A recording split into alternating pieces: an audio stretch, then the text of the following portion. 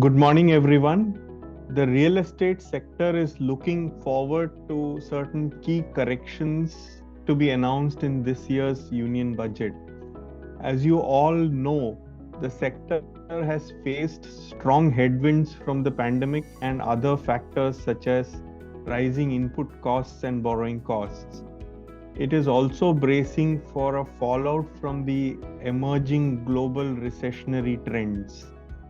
Some of the key expectations from this year's budget are, from a policy standpoint, two long standing demands of the sector that are yet to be fulfilled.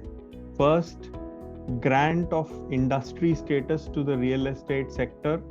This could completely change the regime for obtaining capital from banks, financial institutions, and support the players in obtaining credit at low cost with relative ease.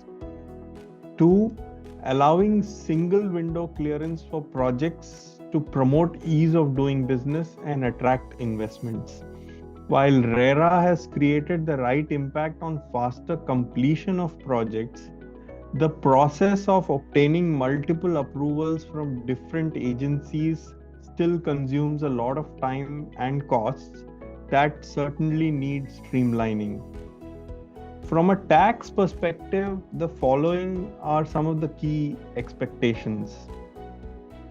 One, a slightly reduced GST rate on construction materials such as cement and steel from the current 28 and 19.5% would help combat inflation and rising raw material costs, thereby reducing developers' input costs and overall building costs. Two, the budget should reconsider a rationalization of TDS provisions applicable to non-residents. An idea could be that it could be similar to the TDS provisions that apply to residents today. As you know, the luxury realty segment has been outperforming the market, and there is an increased interest from NRIs to invest into Indian real estate.